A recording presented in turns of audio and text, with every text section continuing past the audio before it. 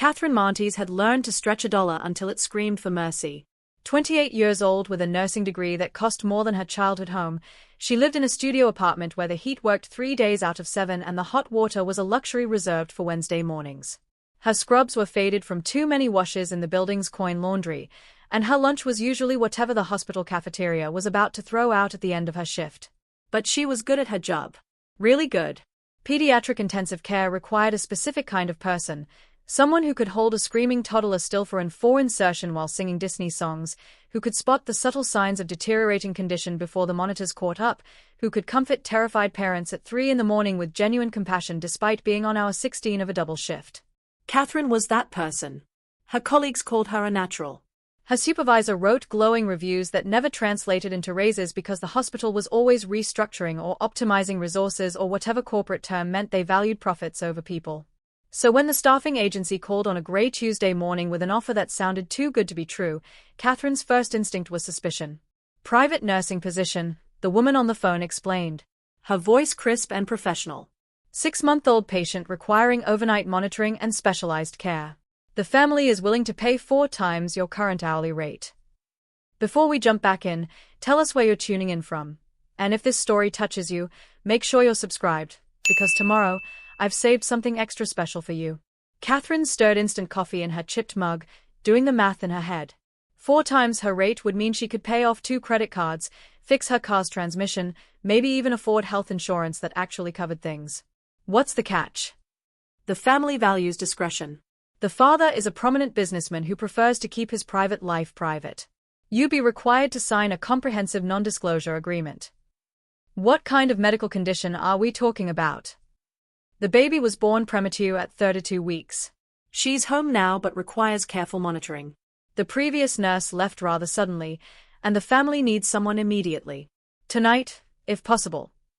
Kathryn looked around her apartment. The peeling paint, the radiator that clanked like a dying animal, the stack of medical bills on her counter that she'd been ignoring for 3 weeks. What's the address? The Pellegrini estate sat in the most exclusive neighborhood in Chicago, where homes were called estates and driveways were longer than city blocks. Kathryn's 15-year-old Honda coughed apologetically as she pulled up to the gate, where a man in a dark suit appeared from a security booth. Name and purpose, he said, his hand resting near his hip in a way that suggested a weapon wasn't far. Kathryn Montes. I'm the new nurse. The agency sent me. He spoke into a radio, waited for confirmation, then waved her through. The gate swung open with mechanical precision, and Kathryn drove up a winding driveway lined with perfectly manicured hedges and Italian cypress trees. The house, no, mansion, was all stone and glass, 3 stories of architectural elegance that probably cost more than she'd earn in several lifetimes. She parked in the circular drive, suddenly aware of how shabby her car looked against the backdrop of obvious wealth. Her scrubs were clean but worn, her shoes practical but scuffed, her bag a canvas tote that had seen better days. A woman in her 50s opened the front door before Kathryn could knock. Miss Montes? I'm Teresa, the house manager. Please, come in. The entrance hall was all marble and crystal, with a staircase that curved upward like something from a movie. Original artwork lined the walls, the kind Kathryn had only seen in museums. Everything whispered old money and older power. The baby is upstairs, Teresa said, leading her through corridors that seemed to stretch forever. Mr. Pellegrini is currently in a meeting but will speak with you shortly. I'll show you to the nursery first. They climbed the staircase and turned down a hallway painted in soft cream tones. Teresa stopped outside a door decorated with delicate silver lettering, Princess. That's her name? Kathryn asked. Princess Scott Pellegrini. Mr. Pellegrini's daughter. Teresa's expression softened slightly. She's a sweet baby, but she's been through so much already. The previous nurse couldn't handle the overnight crying. Said it was too stressful. Kathryn had worked PICU for 4 years. She'd handled babies withdrawing from drugs their mothers used during pregnancy, infants with genetic conditions that meant every breath was a struggle, and tiny fighters who'd survived horrific accidents. Crying didn't scare her. Teresa opened the door, and Kathryn stepped into a nursery that looked like something from a luxury magazine. Soft pink walls, white furniture with gold accents, a crib that probably cost more than her monthly rent. But despite all the expensive decoration, the room felt strangely sterile. No personal touches, no worn toys, no signs of the messy reality of infant care. The baby lay in the crib, wrapped in a blanket embroidered with tiny crowns. She was awake, her dark eyes staring at the mobile above her head. Even from across the room, Kathryn could see she was small, very small for 6 months old. "Hello, princess," Kathryn said softly, approaching the crib. "I'm Kathryn. I'm going to be taking care of you." The baby's eyes found hers. There was something haunting in that gaze, something that made Kathryn's professional instincts immediately activate. This wasn't just a premature baby who needed monitoring. This was a child in distress. Kathryn reached for the blanket, intending to do a basic assessment. The moment she pulled it back, her breath caught in her throat. Princess Scott's tiny body was covered in marks. Bruises in various stages of healing decorated her arms and legs, purple, yellow, green.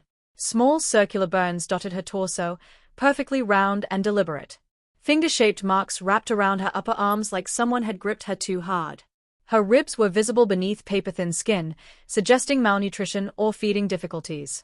Kathryn froze, her nursing training warring with the horror rising in her chest. These weren't accidental injuries. These weren't the normal bumps and bruises of a mobile child. Princess couldn't even sit up yet based on her developmental stage. These marks told a story, and it was a terrible one.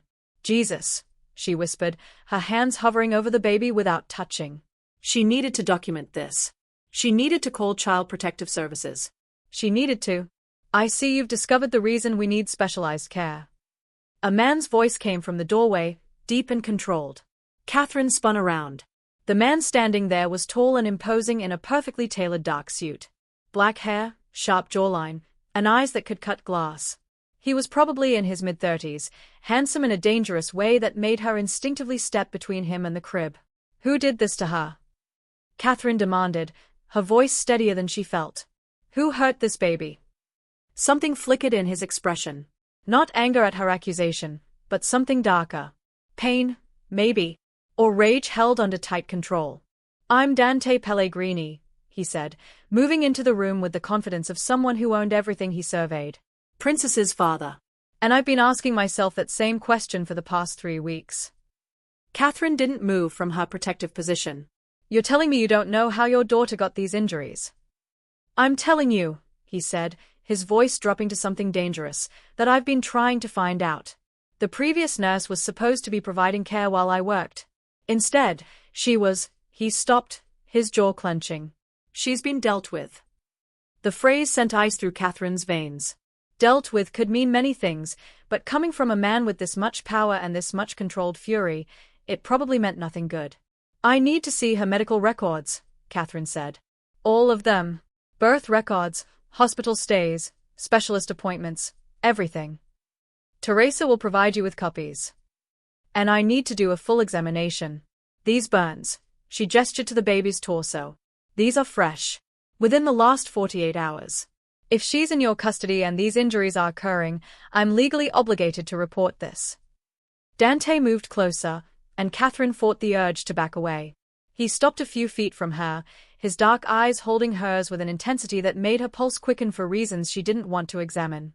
"I want you to report anything you find," he said quietly. "I want you to document every mark, every bruise, every single injury. Because I'm going to find whoever did this to my daughter, and I'm going to make sure they understand the consequences of hurting what's mine." The promise in his voice was absolutely terrifying. And somehow, Kathryn believed every word. "The previous nurse," Kathryn said carefully. "Where is she now?" "That's not your concern." "It absolutely is my concern if I'm going to be alone with this baby. If someone in this household is hurting her." "No one in this household hurt her." Dante's voice cut like a blade. "Princess has been under constant video surveillance since I brought her home from the hospital. Every room she's been in has cameras. Every person who's had access to her has been vetted. And yet somehow, in the 3 weeks since I fired the nanny who wasn't feeding her properly and hired the previous nurse, my daughter has accumulated injuries that make me want to burn the world down." Kathryn processed this information. "You watch her on cameras?" "Every moment I'm not physically with her. Which, given my work schedule, is most of the time." He pulled out his phone and showed her a screen divided into 4 camera angles, all showing the nursery from different positions. "I see everything. And I've seen nothing that explains these marks." "That's impossible.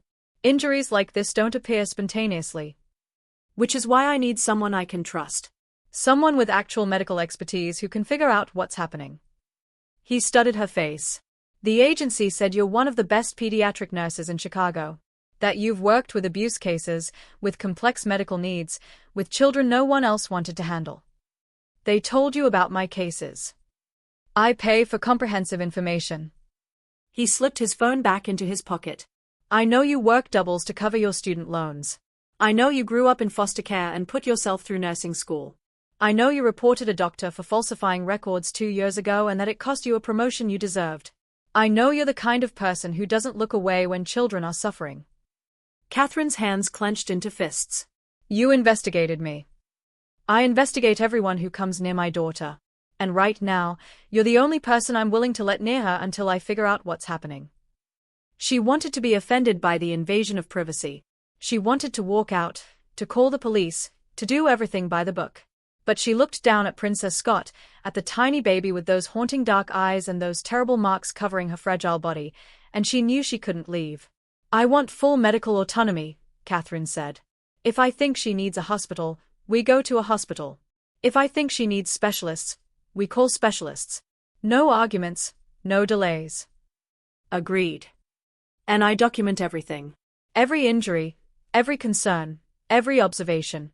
I keep copies that you don't control. Agreed. And if I find evidence that anyone in this household is harming her, I report it. I don't care how much you pay me or how many NDAs I sign. A child's safety comes first. Dante's expression shifted into something that might have been respect. I wouldn't want you here if you felt any differently. In fact, Miss Montes, that's exactly why I need you here. To protect my daughter when I can't. To find the truth when I'm blind to it. Kathryn turned back to the crib. Princess had started to fuss, small whimpering sounds that tugged at her heart. She carefully lifted the baby, supporting her head and being mindful of the visible injuries. The child was far too light, her body too fragile. When was her last feeding? Kathryn asked. The day nurse said she took 2 ounces at noon. Kathryn glanced at her watch. It was nearly 7 in the evening. That's 7 hours ago. A 6-month-old should be eating every 3 to 4 hours. The previous nurse said she wasn't hungry. She's malnourished, Mr. Pellegrini. Look at her ribs. Feel how thin her arms are. This baby is hungry. Kathryn's professional calm cracked slightly. How long has this been going on? Dante moved closer, looking at his daughter with an expression of such raw pain that Kathryn's anger faltered. I don't know. Her mother died in childbirth. Princess was in the NICU for 6 weeks. When she came home, I hired a nanny who came highly recommended.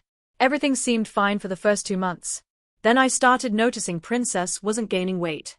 The nanny said it was normal for premature babies, that I was being paranoid. But you weren't. I fired her 3 weeks ago when I came home early and found Princess alone in her crib, screaming, while the nanny was on the phone in another room. The baby was soaked in urine and hadn't been changed in hours.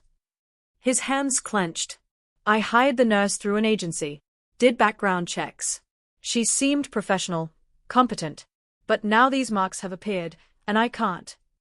He stopped, his jaw working. Kathryn saw the moment he locked down his emotions, his expression going cold and controlled again. I can't protect her from a threat I can't identify, he finished. That's why I need you. Kathryn looked down at Princess, who had stopped crying and was now staring up at her with those impossibly dark eyes. The baby's tiny hand wrapped around Kathryn's finger, gripping with surprising strength. Okay, Kathryn said softly. I'll stay. But we do this my way. Medical decisions go through me. And you're going to have to trust me even when you don't want to. I'll try. Dante moved toward the door, then paused. Miss Montes? Thank you. For not running. Most people. After he left, Kathryn stood in the expensive nursery, holding a malnourished baby covered in mysterious injuries, and wondered what the hell she'd just agreed to. She spent the next 2 hours doing a comprehensive assessment. Princess was indeed small for her age, weighing barely 12 pounds when she should have been closer to 16. Her muscle tone was poor, suggesting she wasn't getting adequate nutrition or stimulation. The bruises were in various stages of healing, which meant they'd occurred over multiple days or weeks. The circular burns were the most disturbing, too perfect to be accidental, too numerous to be isolated incidents.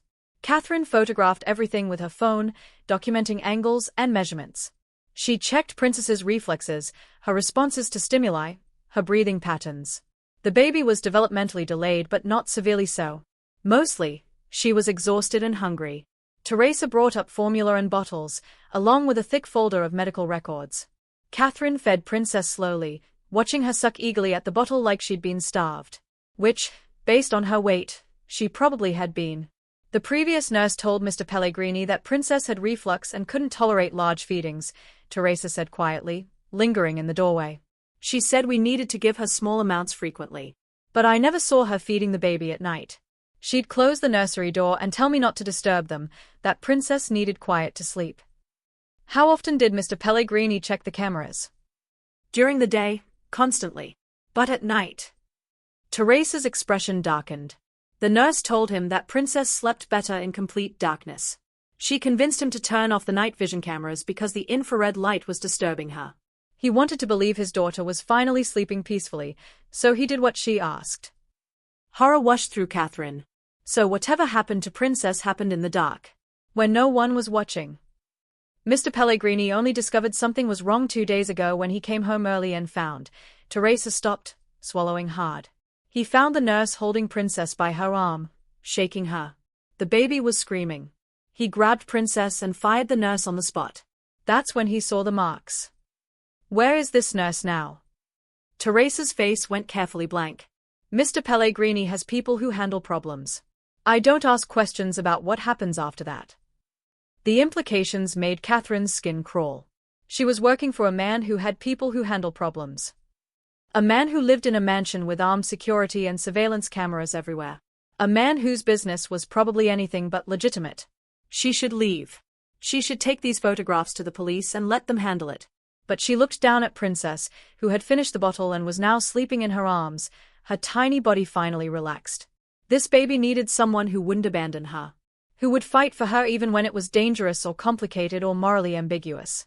Kathryn had spent her childhood in the foster system, bouncing between homes where she was either forgotten or actively unwanted.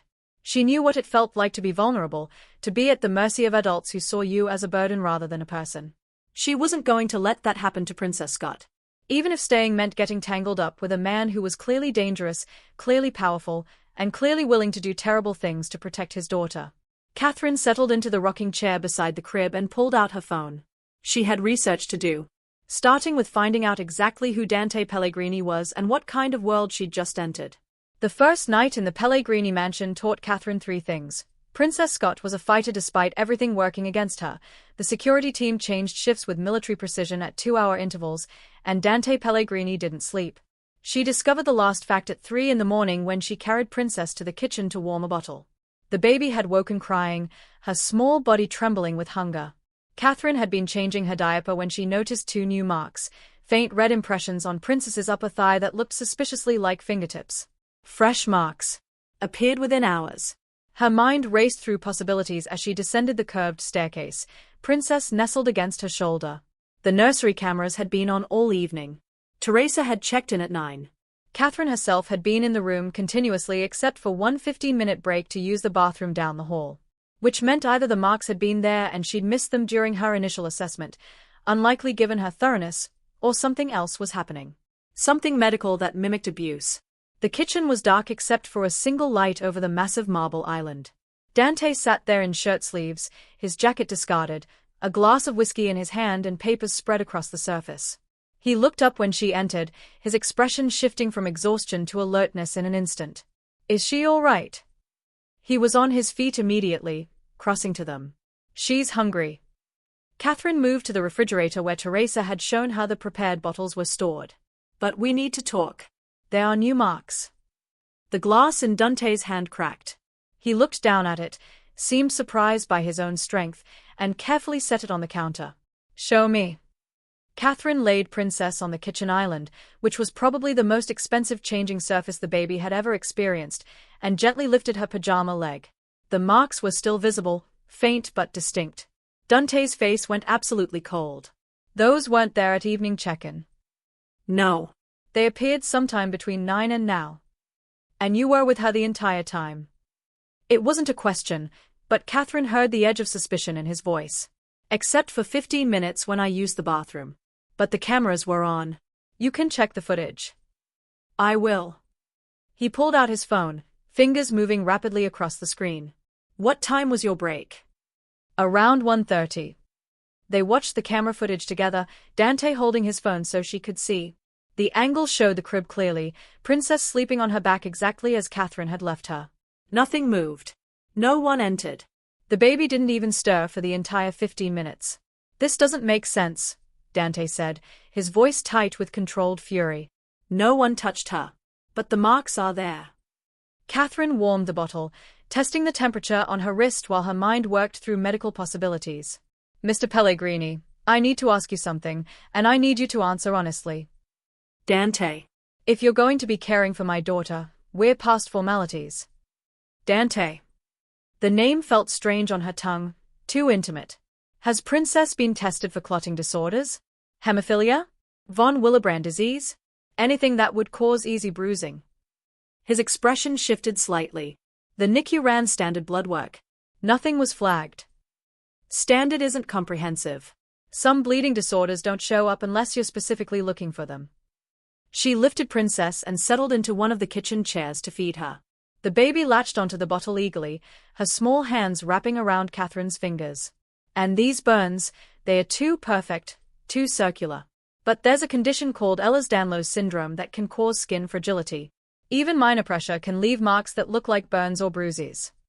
Dante sat down across from her, his dark eyes fixed on his daughter with an intensity that was almost physical. You think this is medical? Not abuse. I think we need to rule out medical causes before we assume the worst. But, she hesitated, choosing her words carefully.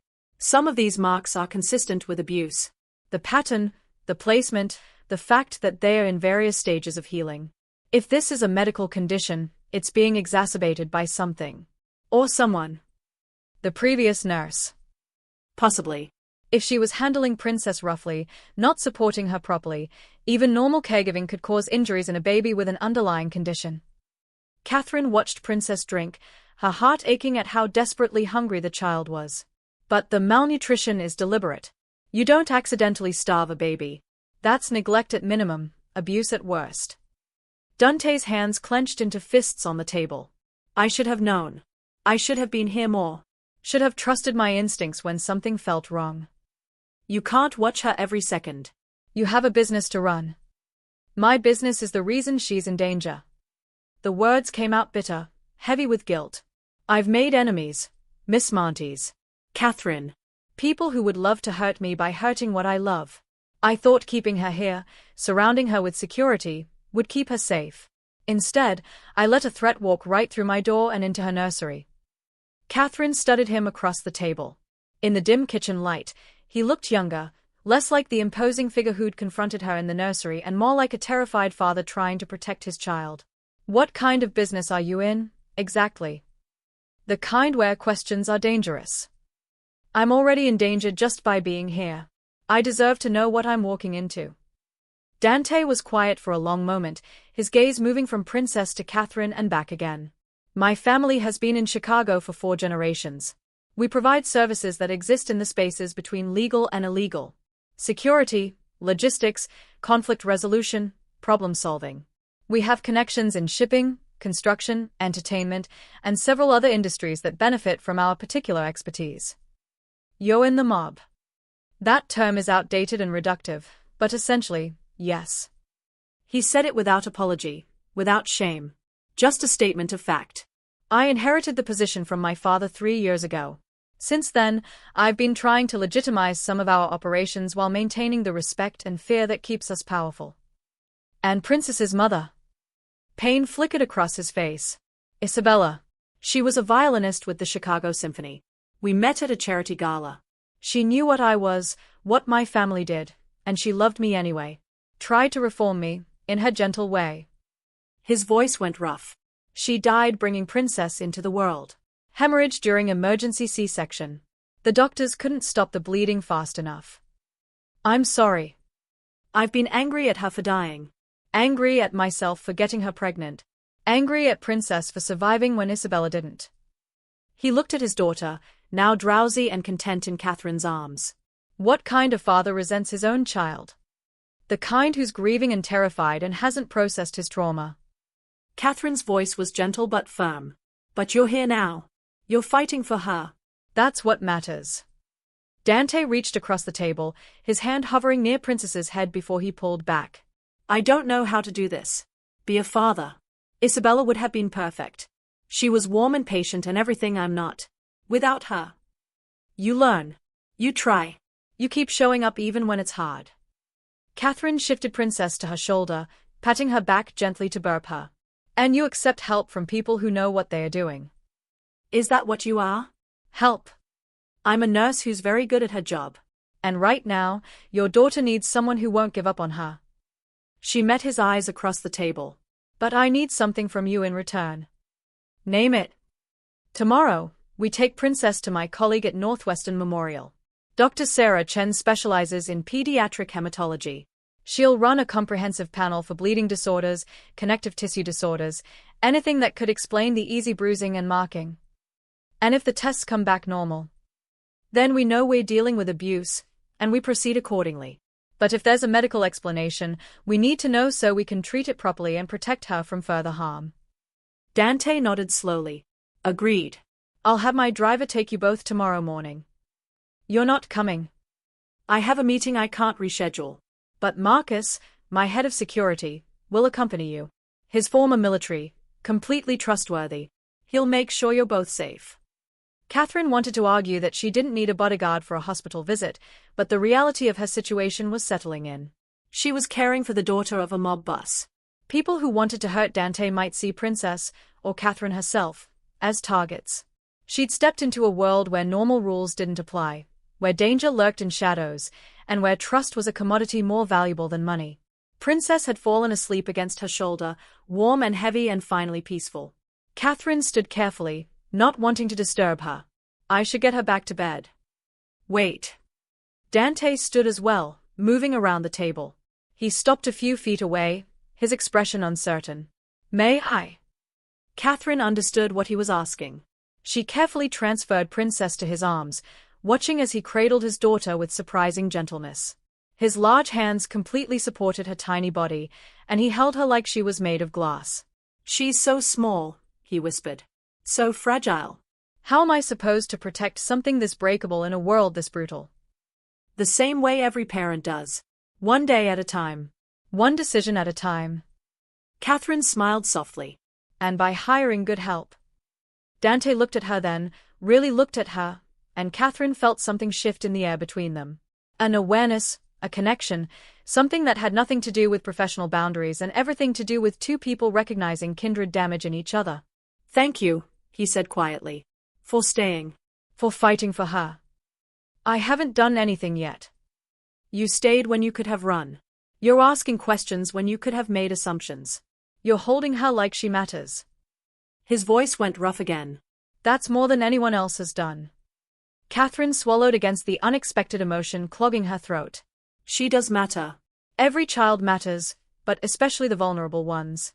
The ones everyone else has given up on. Speaking from experience. I grew up in foster care. 13 different homes between ages 5 and 18. I know what it's like when no one fights for you. She reached out and gently stroked Princess's dark hair. I won't let that happen to her. They stood there in the dim kitchen, both watching the sleeping baby, both carrying their own scars and secrets. Somewhere in the house, a clock chimed 4 times. The security team changed shifts with barely audible footsteps in distant corridors. Finally, Dante handed Princess back to Kathryn. Get some rest. Tomorrow will be difficult. You should sleep too. I don't sleep much anymore. Not since Isabella died. And definitely not since Princess came home. He picked up his whiskey glass and the papers scattered across the island. But I'll try. For her sake. Kathryn carried Princess back upstairs, hyper-aware of the cameras tracking her movements, the security personnel she passed in hallways, the weight of secrets and danger that filled this beautiful mansion like invisible smoke. She settled Princess into the crib, tucking her into the blanket embroidered with crowns, and sat in the rocking chair to keep watch. Her phone buzzed with a text from an unknown number. Camera feeds are recording. If anything changes, anything at all, you can reach me at this number. Day or night. D. Kathryn saved the number and typed back. She's safe. Go to sleep. 3 dots appeared, then disappeared, then appeared again. Finally, thank you. The appointment with Dr. Chen was scheduled for 10 the next morning. Kathryn dressed Princess in soft cotton pajamas that wouldn't irritate her sensitive skin and packed a bag with diapers, bottles, and the folder of medical records Teresa had provided. Marcus appeared at 9:30, exactly as promised. He was in his 40s, built like a tank, with gray-touched hair and eyes that constantly scanned for threats. The car is ready when you are. Please, call me Kathryn. Kathryn. He nodded toward Princess. How's the little one this morning? Hungry, as usual. But she kept down her 6 a.m. feeding, which is progress. Kathryn lifted the baby, who was unusually alert and wide-eyed.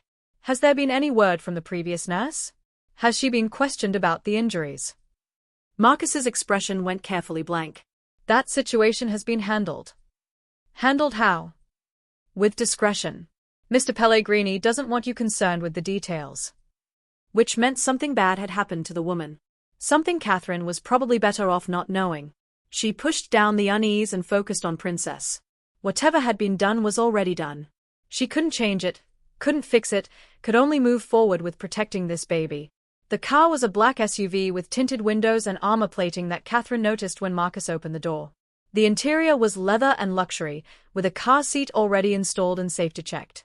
Mr. Pellegrini had this seat fitted yesterday, Marcus explained as Kathryn buckled Princess in. It's rated for premature infants and has additional side impact protection. Of course Dante had thought of that. The man who claimed not to know how to be a father had researched and purchased the safest possible car seat within hours of deciding they needed it. The drive to Northwestern Memorial took 30 minutes through morning traffic. Marcus drove with professional competence, his eyes constantly checking mirrors, his route taking them through neighborhoods that seemed random until Kathryn realized he was varying their path to avoid being followed. Do you really think someone would target us? She asked. I think preparation prevents problems. Marcus glanced at her in the rearview mirror. Mr. Pellegrini has enemies who would love to use Princess as leverage. They haven't made moves yet, but that doesn't mean they won't. My job is to make sure they never get the chance. They pulled into the hospital's covered parking area, and Marcus parked in a spot with clear sightlines in all directions. He got out first, scanned the area, then opened Kathryn's door. Stay close, he instructed. If I tell you to move, you move immediately. Understand? This seems excessive for a doctor's appointment. Excessive keeps people alive. Dr. Sarah Chen was waiting in her office when they arrived. She was in her mid-40s, with kind eyes and an efficient manner that immediately put Kathryn at ease. They'd worked together during Kathryn's rotation in pediatric oncology, and Sarah had been a mentor when Kathryn was struggling with whether to report the falsifying doctor. Kathryn, good to see you. Sarah's smile faded when she saw Princess. Oh, this is the baby you called about. Princess Scott Pellegrini, 6 months old, born at 32 weeks. NICU stay for 6 weeks, released to home care. Since then, Kathryn carefully undressed Princess, revealing the constellation of marks covering her tiny body. Since then, this. Sarah's expression went from professional to deeply concerned. Have you reported this? It's complicated. Abuse is never complicated. This child needs protection. She has protection. That's why I'm here. Kathryn laid out her theory about possible bleeding disorders or connective tissue disorders. But I need comprehensive testing to rule out medical causes. And I need it done quietly. Sarah studied her for a long moment. Quietly usually means someone wants to avoid police involvement. Which usually means the abuser has resources to evade consequences. The father wants answers. He authorized full testing. He's not the one hurting her. How can you be sure? Because I've seen how he looks at her. Kathryn's voice was firm. He's terrified. Desperate. Furious that someone hurt his daughter. That's not the effect of an abuser. That's the effect of a father who's failing to protect his child and hates himself for it. Sarah was quiet, then nodded. All right. I'll run the full panel. But Kathryn, if these tests come back negative, if there's no medical explanation, you need to report this. No matter who the father is or what resources he has. I will. They spent the next 2 hours running tests. Blood draws, which Princess screamed through despite Kathryn's attempts to soothe her. Physical examinations that documented every mark, every bruise, every suspicious injury. Photographs for medical records. Measurements and developmental assessments. By the end, Princess was exhausted and inconsolable. Kathryn held her in the examination room, rocking and humming while they waited for preliminary results. Sarah returned with a tablet and a grim expression. Initial results are showing something interesting. Princess's platelet count is low, not dangerously so, but below normal range. Her clotting factors are slightly elevated, which is paradoxical. And there are markers suggesting possible immune system dysfunction. What does that mean? It means we need more specialized testing. But tentatively, it could indicate a rare condition called immune thrombocytopenic purpura. Essentially, her immune system is attacking her own platelets, making her prone to bruising and bleeding from even minor trauma. Hope and horror warred in Kathryn's chest. So the marks could be from normal handling? From being picked up or changed or bathed. If she has ITP and it's severe enough, yes. Normal caregiving activities could cause bruising that looks like abuse. Sarah pulled up images on her tablet. See these marks here? The finger-shaped ones? Those could be from someone holding her to burp her, supporting her during feeding. Even the pressure of a diaper fasten normally could cause marks if her platelets are low enough. But the malnutrition, that's still neglect. Absolutely. And some of these injuries, Sarah pointed to the circular burns. These aren't consistent with ITP. These are contact burns, probably from cigarettes or a similar heat source. So we're looking at a combination of medical vulnerability and deliberate abuse. Kathryn felt sick. Someone was burning her while her medical condition made it impossible for her to heal properly. That's my assessment. I'll have the full hematology panel back in 7 to 2 hours.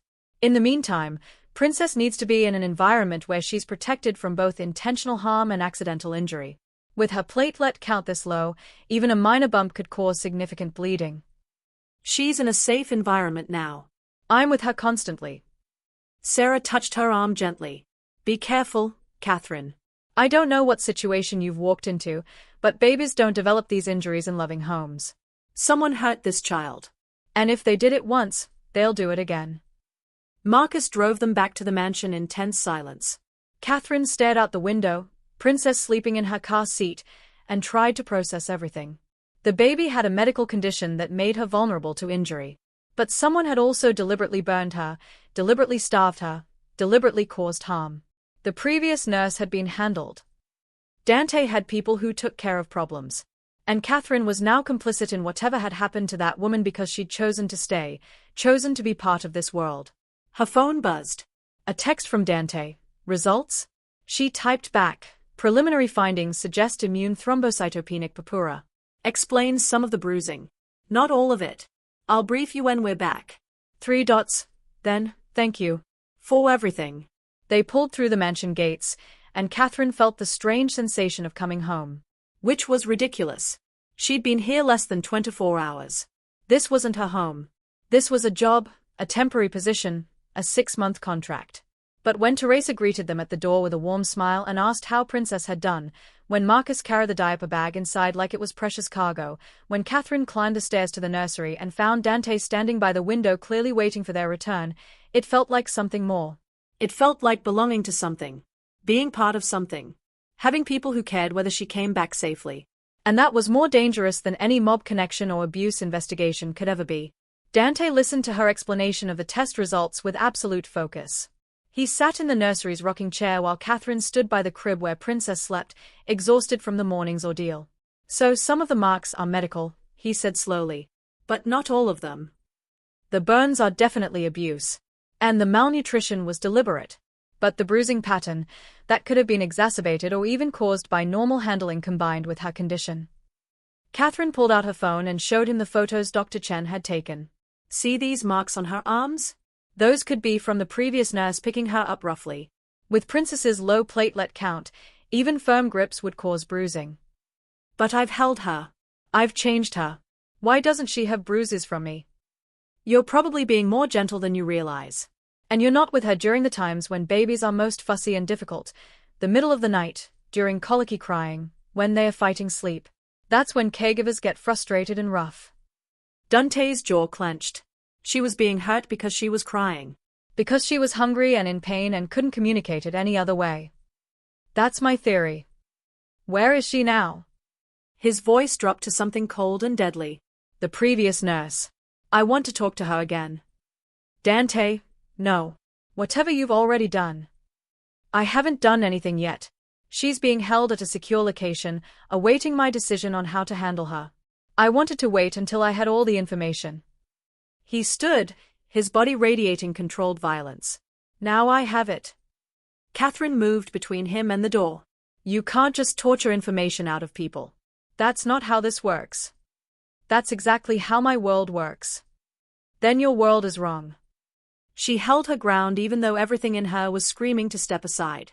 Princess has a medical condition. We need to focus on treating that, on making sure she's safe going forward. Taking revenge on the nurse won't change what happened. It will ensure she never hurts another child. So we're reporting her to the police. Let me file a report. Let the system handle this. Dante laughed, but there was no humor in it. The system?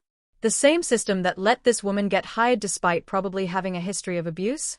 The same system that would tie us up in investigations and trials for years while she walks free? No. I handle my own problems. By becoming a murderer? By teaching your daughter that violence is the answer to everything. By protecting what's mine. He stepped closer, and Kathryn had to tilt her head back to maintain eye contact. You don't understand my world, Kathryn. In my world, weakness gets you killed. Mercy gets your family hurt. The only language that matters is power, and right now I have the power to make sure that woman never touches another child. And what happens to me? When Princess is better and you don't need a nurse anymore. Do I become a loose end you need to handle? The question hung between them. Dante's expression shifted, something that might have been hurt flashing across his face before the cold mask returned. You're not a loose end, he said quietly. You're someone who's trying to help my daughter. That makes you untouchable. Until it doesn't. Until I see something I shouldn't, or know something that's inconvenient, or become a liability instead of an asset. Kathryn's voice shook slightly. I grew up in a world where I never knew which day would be the day I got moved to a new home. Where I couldn't trust anyone because trust just led to disappointment. I won't live like that again. So if you want me to stay, if you want me to help Princess, then you need to promise me something. What? Promise me you won't kill the previous nurse. Turn her over to the police. Let the legal system handle it. Prove to me that you're capable of choosing justice over revenge. Dante stared at her for a long moment. She could see the war playing out behind his eyes, the part of him that wanted blood battling the part that wanted to be the man Isabella had believed he could be. And if I don't promise, he finally asked, then I leave. I take all my documentation to the police and let them sort it out.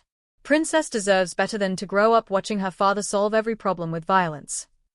She also deserves to be safe. The nurse could come back, could target her again. Not if she's in prison. Not if her abuse is documented and she's on every registry that exists. Kathryn softened her voice slightly. I understand you want revenge. I understand you're angry. But this isn't just about punishment. It's about what kind of man you want to be for your daughter. Dante turned away, running a hand through his hair. He walked to the window and stared out at the perfectly manicured grounds. When he finally spoke, his voice was rough. Isabella used to say the same thing. That I could be better than my father, better than the family business. That Princess deserved a father who chose mercy when he could. He was quiet for a moment. I made her a promise before she died. That I'd raise our daughter to be kind, to be compassionate, to see the best in people. I can't do that if I'm teaching her that revenge is justice. So you'll turn the nurse over to the police. I'll turn her over. But Kathryn, he looked back at her, his dark eyes intense. If she ever comes near Princess again, if she ever poses a threat to my daughter, I won't hesitate. Promise or no promise. Fair enough. They stood in the nursery, the sleeping baby between them, and Kathryn realized that something fundamental had shifted. She wasn't just a nurse hired to do a job. She was being woven into this family, becoming someone whose opinion mattered, whose presence made a difference. It was terrifying and exhilarating in equal measure. I should let you rest, Dante said. You've been up all night. So have you. I'm used to it. That doesn't make it healthy. Kathryn moved to the door. Get some sleep. Princess and I will be fine. She was halfway down the hall when his voice stopped her. Kathryn? Thank you. For pushing back. For not being afraid of me. I need that. We both do. She looked back at him, this dangerous man who was trying so hard to be better. I'm terrified of you. But I'm more afraid of what happens to Princess if I let fear control my choices. His smile was small but genuine. Then we make a good team. 3 months changed everything. Princess Scott Pellegrini gained weight, her tiny body filling out with proper nutrition and medical care. The bruises faded as her platelet count stabilized with treatment. Dr. Chen had prescribed a careful regimen of medications and monitoring, and Kathryn followed it religiously. But more than the medical intervention, what transformed Princess was love. Dante cleared his schedule, cut back on meetings, delegated responsibilities he'd once insisted only he could handle. He learned to warm bottles at 3 a.m., to distinguish between hungry cries and tired cries, to sing lullabies in Italian that his own mother had sung to him decades ago. And Kathryn? She stopped thinking of the mansion as a job site and started thinking of it as home. You're smiling at your phone again, Teresa observed one morning in the kitchen. That's the 3rd time this week. Kathryn looked up from the text message, a photo Dante had sent from his office of Princess's latest developmental milestone. She'd rolled over completely on her own. She's making progress. And Mr. Pellegrini just happens to send you updates every hour.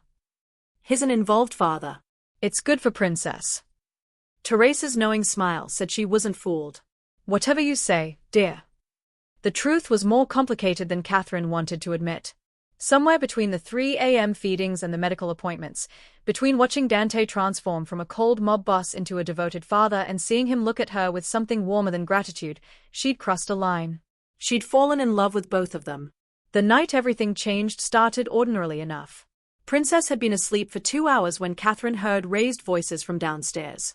She grabbed her phone, Dante's number on speed dial now, and crept to the nursery door. Don't care what your source says, Dante. The Rossi family is making moves. They know about the baby. Marcus's voice carried up the stairs. They are planning something. Kathryn's blood went cold. She'd heard whispers about the Rossi family from Teresa, a rival organization that had been at war with the Pellegrinis for decades. She texted Dante, "Should I be worried?" His response was immediate, "Stay with Princess. Marcus is doubling security. You're safe." But an hour later, when Princess woke crying and Kathryn went to warm a bottle, she found the kitchen window open. A window that had definitely been closed before. Her nurse's instincts screamed danger. She backed toward the doorway, reaching for her phone, when a hand clamped over her mouth. "Quiet," a male voice hissed. "We just want the baby. Make this easy and you won't get hurt." Kathryn did what years of self-defense classes had taught her. She went limp, making the man bear her full weight. The moment his grip loosened in surprise, she drove her elbow back into his ribs and ran. "Princess!" she screamed, racing up the stairs. "Dante!" The mansion erupted into chaos. Security alarms blared.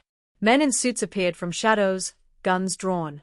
And Dante materialized at the top of the stairs like an avenging angel, his expression absolutely murderous. "Where is she?" he demanded. "Nursery."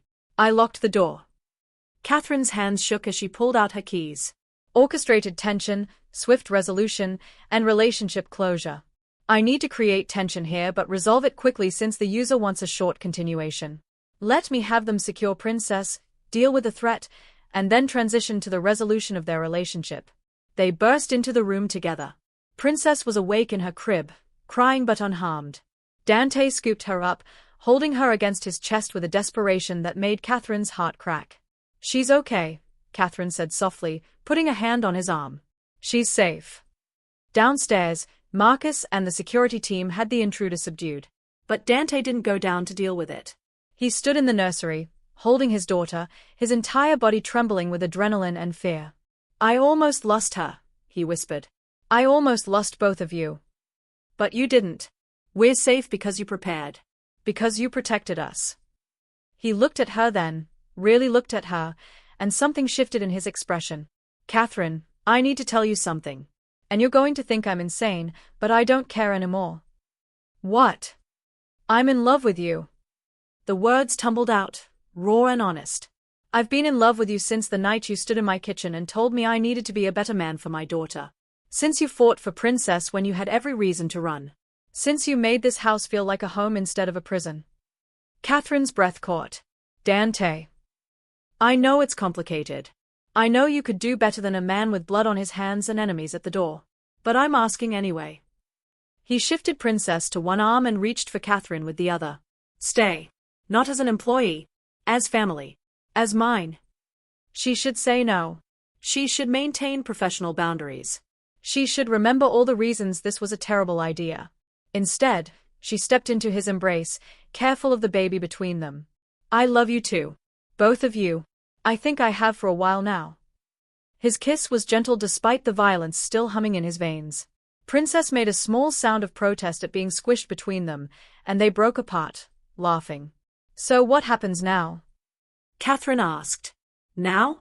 Now I make sure every person who works for me understands that you and Princess are untouchable. Now I call my lawyers and make you Princess's legal guardian if anything happens to me. Now I give you the life you deserve instead of the one you've been surviving. I don't need your money, Dante. I know. That's one of the reasons I love you. He pressed a kiss to her forehead. But you're getting it anyway.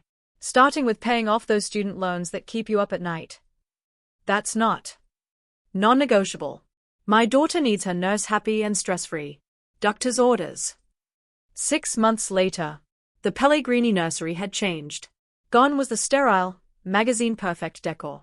In its place, worn stuffed animals, colorful play mats, pictures drawn by Princess's chubby hands taped to the walls. Kathryn stood in the doorway, watching Dante try to wrangle their daughter into a dress for her first birthday party. Princess, now healthy and strong and impossibly stubborn, was having none of it. Principessa, please, Dante begged, trying to guide a tiny arm through a sleeve. Your grandmother is coming. She'll never let me hear the end of it if you're not dressed. Princess giggled and crawled away, bare-bottomed and delighted. Need help? Kathryn asked, laughing. Desperately. How did you make this look easy for months? Practice. And bribery. She produced a teething toy, and Princess crawled right back into Dante's arms, making the dressing process suddenly much simpler. When Princess was finally dressed, a pink confection that she'd probably destroy within minutes, Dante pulled Kathryn close. The diamond on her left hand caught the light, the ring he'd presented 3 months ago with a proposal that involved Princess helping him by holding the box. Have I told you today that you're amazing? He murmured. Only twice. You're slacking. Let me remedy that. He kissed her thoroughly, until Princess squealed in protest at being ignored. Your daughter demands attention, Kathryn said against his lips. Our daughter, Dante corrected. The adoption papers had been finalized last week. And she's going to have to learn to share. Downstairs, the party was already in full swing. Teresa had outdone herself with decorations. Marcus was awkwardly holding a balloon. Dr. Chen had brought presents and medical advice in equal measure. And in the corner, watching with approval, was a photo of Isabella in a silver frame. The woman who'd loved Dante first, who'd given him Princess, who'd made him promise to be better. Kathryn liked to think Isabella would approve. That she'd be happy her daughter had found a mother who loved her fiercely, a father who'd learned to put her first, and a home where she was safe and cherished. As Princess smashed her face into her first birthday cake, covering herself and everyone nearby in frosting, as Dante laughed harder than Kathryn had ever heard him laugh, as their family and friends celebrated this miracle child who'd survived so much, Kathryn realized something. She'd spent her whole life looking for a place to belong. She'd found it in the most unexpected place, with a mob boss and his baby daughter, in a mansion filled with secrets and love in equal measure. What are you thinking? Dante asked, pulling her close as they watched Princess enjoy her cake. That I'm home, Kathryn said simply. Finally home. He kissed her temple. Welcome home, amore mio. And Princess, covered in frosting and joy, looked at her parents and laughed, the sound of a child who knew she was loved, protected, and exactly where she belonged. Up next, you've got 2 more standout stories right on your screen. If this one hits the mark, you won't want to pass these up. Just click and check them out. And don't forget to like, subscribe and turn on the notification bell, so you don't miss any upload from us.